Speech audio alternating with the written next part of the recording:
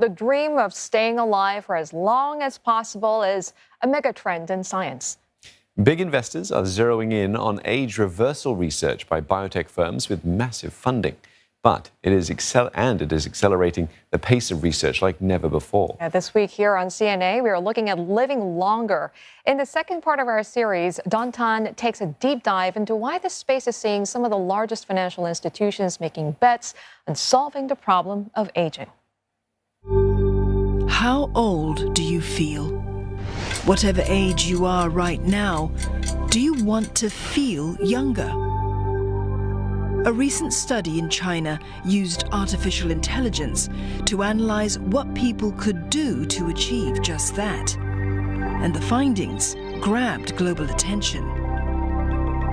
One of the co-authors of the study says new tech can measure how just thinking old can make you older. We have this new ability to track aging rates through aging clocks. So my group has contributed considerably to the field of aging clocks by applying advanced artificial intelligence to predict your biological age at every level and even psychological age, because you're also aging on a psychological level.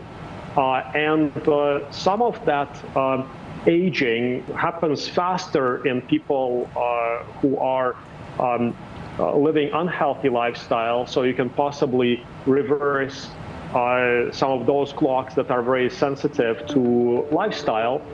Mr. Zavoronkov is 44 years old. He's become a leading voice in cutting-edge research on aging and age-related disease. His Hong Kong-based company, Insilico Medicine, was set up in 2014 around one central premise: to use AI to identify novel drug targets for untreated diseases. Over the past 20 years, we've seen massive advances in pretty much every field of biotechnology and technology. And many of those advances are converging. And also we've seen many of those technologies gain credibility because they can have dual purpose. So you can actually take some of those therapeutics to the market to tackle a specific disease, for example, an age-associated disease, and tackle aging at the same time.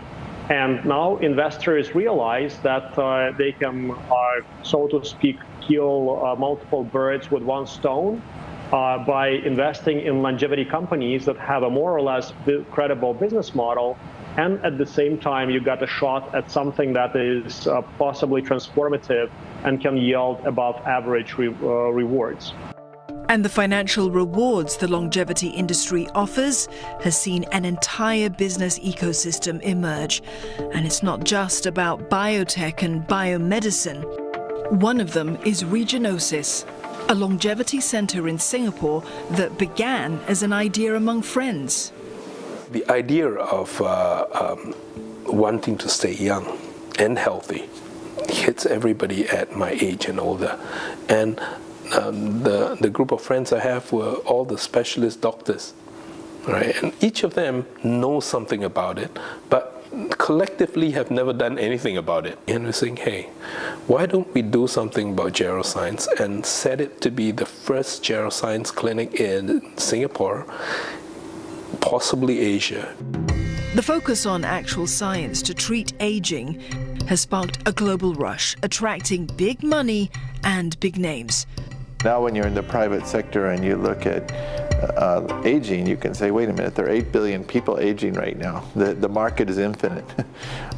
We now have potential interventions that might work, and we have ways to measure it. And so let's go after it. Why are we not doing this? It's probably the best way to improve quality of life and make a fortune at the same time. So there's a lot of private sector interest now. There's still some challenges, but I feel like that momentum will probably keep going. If we talk about demands in this region, we can talk about, let's look at the demand for medical wellness then. Medical wellness is a 1.2 trillion industry today, with a CAGR of very high, about 15%. We are looking at 2.5 trillion by 2030. Right. So it is a very huge industry, with Asia Pacific actually having the fastest growth in the amount of people getting old. And therefore, with the highest demand, I guess, in this region.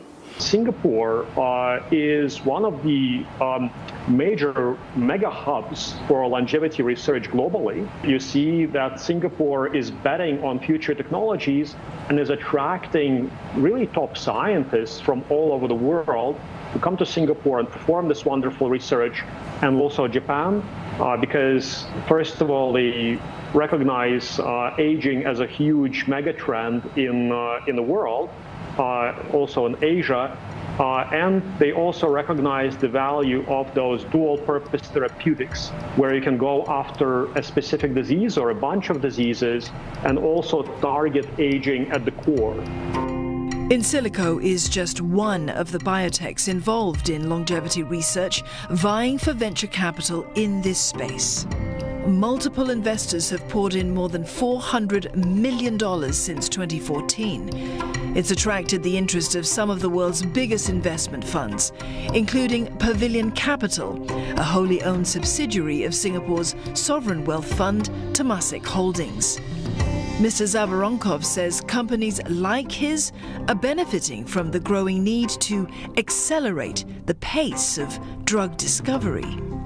As the discovery of novel therapeutics continues, a growing number of people are already experimenting with prescription drugs that could possibly stave off aging. So far, the toolkit is very limited in pharmacological interventions. Currently, we've got metformin, acarbose, rapamycin, SGLT2 inhibitors, and a few others.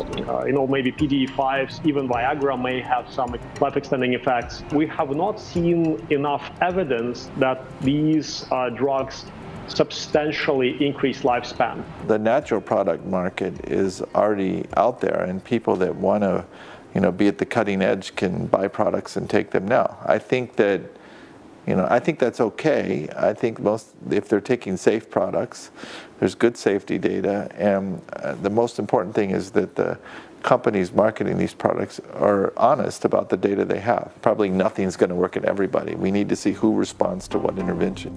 And the momentum among research teams in Asia to develop interventions at the laboratory level is growing.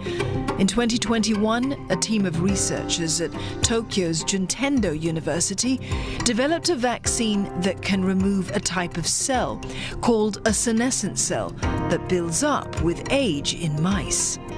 They build up in humans too, and are sometimes referred to as zombie cells because they don't die. It's believed they trigger arterial sclerosis and other diseases. Mice treated with the vaccine saw their senescent cells decrease. A vaccine for aging, if you will. Technically, it is not so difficult to generate human version of the senolytic vaccination. So I hope that we can apply this treatment technique for human within 5 or 10 years. Actually, we have shown that previously that aging or metabolic stress promote accumulation of senescent cells in various tissues, thereby contributing to age-associated disease, such as atherosclerosis, diabetes, and dementia. The leap from mice to humans is often a giant one. So should we be optimistic about a cure for death?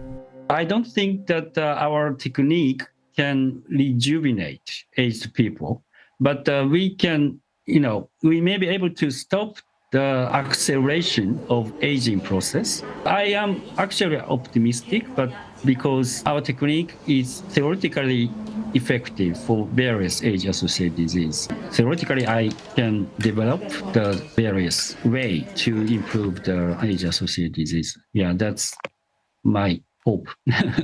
Well, should we have hope, first of all, for the future? And what kind of time span are we looking at? And how can we provide longevity as a service so that it is accessible, so that it is equitable for all?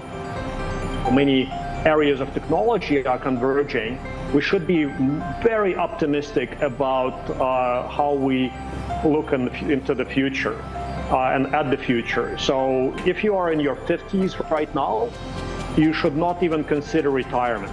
So that's my advice to you, right? And you should continue investing in lifelong learning and career planning, regardless of where you are, who you are. You should invest in yourself, and you should have this very, very lengthy longevity horizon.